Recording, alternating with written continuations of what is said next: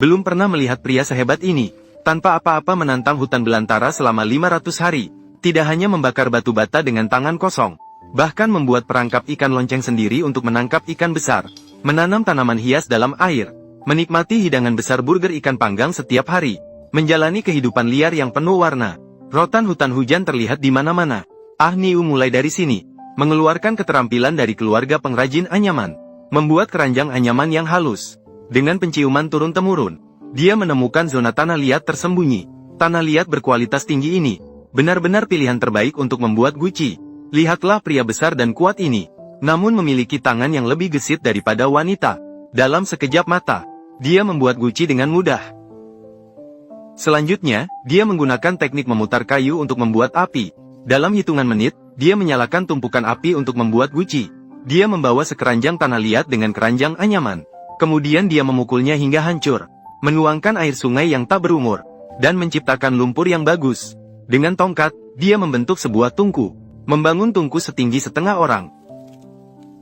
Orang gurun tidak pernah kelaparan. Dengan mata tajamnya, dia langsung menemukan kayu lapuk. Di dalamnya terdapat serangga pohon berprotein tinggi. Dibungkus dengan daun dan lumpur. Lalu dipanggang di atas api. Sehingga menjadi makan siang yang lezat. Energi tinggi dari setiap serangga. Cukup untuk memenuhi kebutuhan energi sehari-hari. Setelah makan dan minum kenyang, dia punya semangat. Dia menemukan batu yang dibuang oleh bangsawan. Setelah diasah sedikit, menjadi kapak batu yang tajam. Dengan alat pemotong, dia mulai memotong pohon. Membakar lubang dengan arang. Agar bisa dipasangkan dengan kapak batu. Setelah melepaskan mantel pohon saudara. Kemudian ada pegangan kapak yang pas. Ujung depan diikat erat dengan tali rajut. Sebuah kapak batu yang megah muncul. Dengan bantuan kapak batu, membangun rumah menjadi jauh lebih mudah. Dia membelah beberapa balok kayu. Dengan menggosok terus-menerus menggunakan pahat batu. Ditambah dengan metode pembakaran dengan api arang. Maka dibuatlah beberapa struktur sambungan yang kasar. Dengan cara ini, mereka digabungkan dengan kokoh. Menjadi cetakan pembuatan bata. Agar tanah liat dapat dilepas dengan lebih baik. Pertama-tama, taburkan abu arang untuk mencegah lengket. Kemudian isi keranjang dengan tanah liat. Setelah dipukul beberapa kali, akhirnya berhasil melepaskan cetakan dan membentuk bata. Selanjutnya, dibuat sesuai prosedur. Bata-bata tersebut dimasukkan ke dalam tungku. Dibakar dengan api keras selama 74 jam. Sekelompok bata tanah siap untuk digunakan. Sementara dalam proses pembakaran bata, Ah Niu membuat lagi sebuah guci tanah berkapasitas besar. Dia membuatnya saat api tungku masih panas. Ini bisa digunakan untuk menyimpan berbagai macam barang.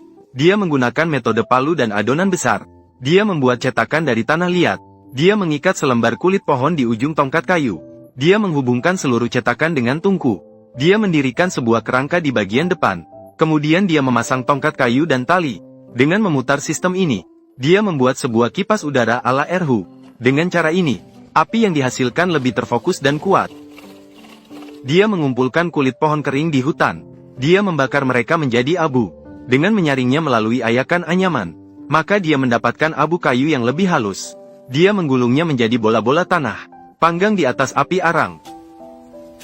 Selanjutnya dia menumpuk tongkat kayu seperti gunung kecil. Dia membakar api hingga mencapai suhu 780%. Kemudian menuangkan seember air dingin. Metode basah terbuka seperti ini. Kemudian mendapatkan sejumlah arang kayu yang renyah. Menambahkan arang kayu ke dalam tungku dapat menghasilkan suhu yang lebih tinggi. Sehingga abu kayu yang terbakar menjadi lebih halus.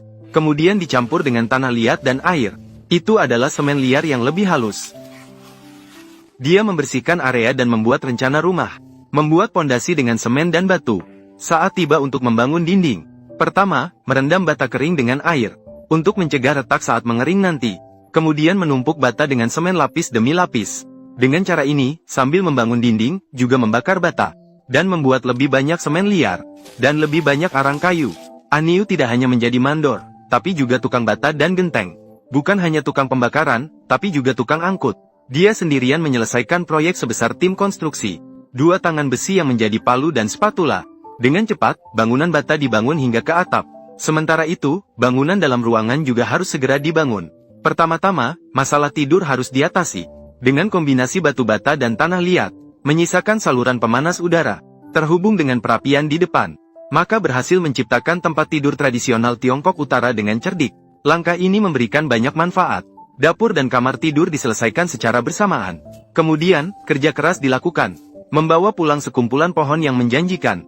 Menjadi bahan bangunan utama untuk rumah barunya. Dengan tiang-tiang yang dipasang dengan baik. Kemudian, saat kejayaan Aniu datang lagi. Dia membuat cetakan dengan membelah bambu. Setelah menuangkan tanah liat ke dalamnya.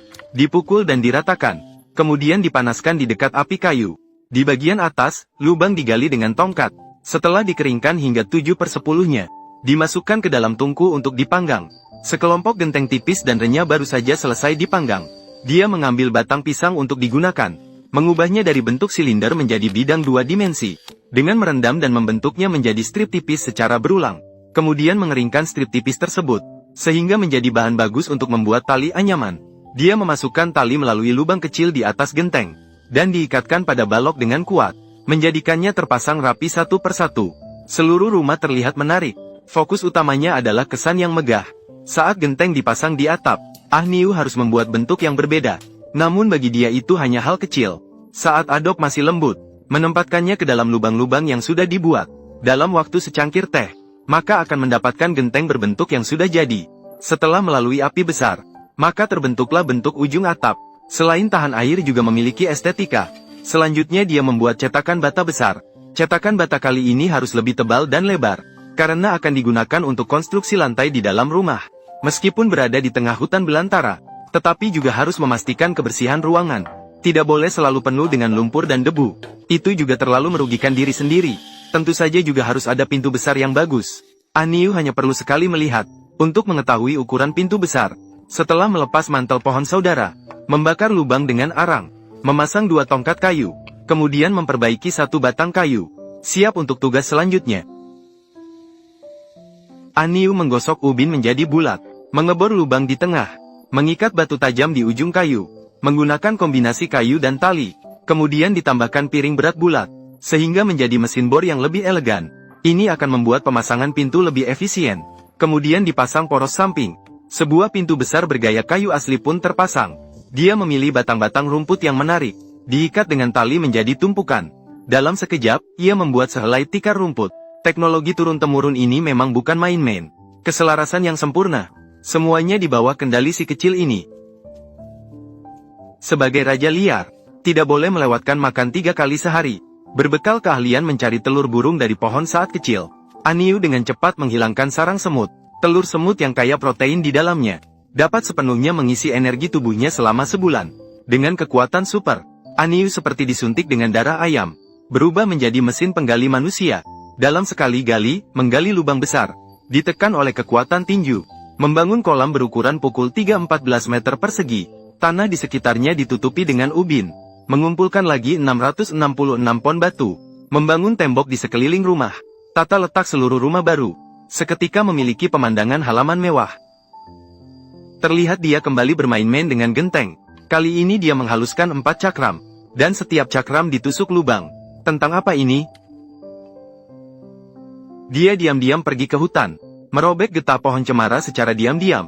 Ini adalah perekat alami. Setelah dipanaskan, beberapa cakram ditempel bersama, maka diikat menjadi bentuk bundar seperti roda beruang. Bungkus tali di dalamnya. Di ujungnya diikat kail pohon yang meledak, lalu didirikan kerangka di tepi sungai. Cakram dipasang di bagian atas. Batu-batu digantung di sekelilingnya. Di bawahnya diletakkan pot tanah. Asalkan ikan bodoh memakan daging siput, maka akan terjebak oleh kail yang meledak. Sehingga menarik cakram dan lonceng berputar, mengeluarkan suara merdu yang menipu ikan. Aniu bisa segera tiba di lokasi, menangkap ikan besar satu persatu. Namun hasil tangkapan ikan ini juga tidak langsung dimakan. Kolam di halaman adalah rumah mereka. Selanjutnya, Aniu memiliki gerakan baru. Dia cepat-cepat membentuk pot yang rusak, bahkan mengorek beberapa lubang. Dan dengan sekali jalan, dia membuat serangkaian. Dia membagi ubi ungu menjadi potongan-potongan. Dimasukkan ke dalam pot tanah dan dibungkus dengan kulit serat, dan disiram dengan air mata air tahun 92. Setelah difermentasi selama beberapa waktu, dia mendapatkan bibit ubi ungu, dipasang dengan bambu, diletakkan di permukaan air kolam ikan, sehingga terwujudlah budidaya organik ekologis ubi ungu. Dia memetik kacang liar, setelah dipanggang, dihaluskan menjadi bubuk, maka terciptalah kacang panggang. Bagi Aniu di padang gurun, bahan makanan sederhana ternyata menghasilkan rasa hamburger. Aniu yang tidak pernah kekurangan makanan, Setiap hari memberi makan ikan dengan siput, membuat teh dengan daun wangi. Tanpa disadari, sudah lebih dari 400 hari. Dari pria tampan berponi, menjadi manusia hutan berambut panjang. Di bawah bimbingannya yang teliti, juga berhasil panen besar ubi ungu organik. Bahan makanan sederhana harus dimasak dengan rumit. Ah Niu terus menggiling ubi ungu menjadi bubuk, membuat burger keramik eksklusif, kemudian menangkap ikan mas besar, siap membuat makan malam mewah. Namun makan malam seperti itu terlalu sederhana. Ah Niu seperti perubahan 72 kali Sun Wukong. Banyak variasi. Hanya melihat dia terus memakai rotan, kembali menunjukkan keterampilan anyaman turun-temurun selama 18 generasi. Dalam sekejap mata, dia membuat 2 keranjang. Apakah ini lagi-lagi keranjang untuk menipu ikan? Hanya melihat dia menggunakan sebatang tongkat, menggabungkan 2 keranjang bersama, menjaga jarak dengan menggunakan tongkat kecil di tengah, kemudian menghubungkan tali dengan tangannya. Cukup dengan menarik tangan, 2 keranjang langsung tertutup. Apalagi ini, sebuah mekanisme apa? Dia hanya terlihat berada di bawah pohon persik. Dia memasang sangkar di atas persik. Dengan satu suara klik, maka persik bisa masuk ke dalam sangkar. Ternyata dia membuat mesin petik otomatis. Persik yang segar dan lembut ini, manis dan asam di dalamnya. Rasanya seperti kombinasi anggur, mangga, dan lemon. Memiliki nilai gizi yang tinggi. Ah Niu memanggang ikan mas setengah matang, mengambil daging ikan dan memasaknya bersama persik. Disajikan dengan burger ubi ungu di atas genteng. Dan dia pun menikmati sebuah jamuan makan besar. Sementara beberapa telur burung puyuh yang dicuri dari hutan, diinkubasi secara ilmiah olehnya. Beberapa anak burung puyuh menetas dari telur, dan tumbuh besar bersama Ah Niu setiap harinya. Setelah hidup di hutan selama 500 hari, Ah Niu akan segera pergi. Setelah membersihkan rumah dari depan ke belakang, dia melihat genteng yang berubah menjadi hijau. Di sana sudah ada lumut yang penuh dengan sejarah.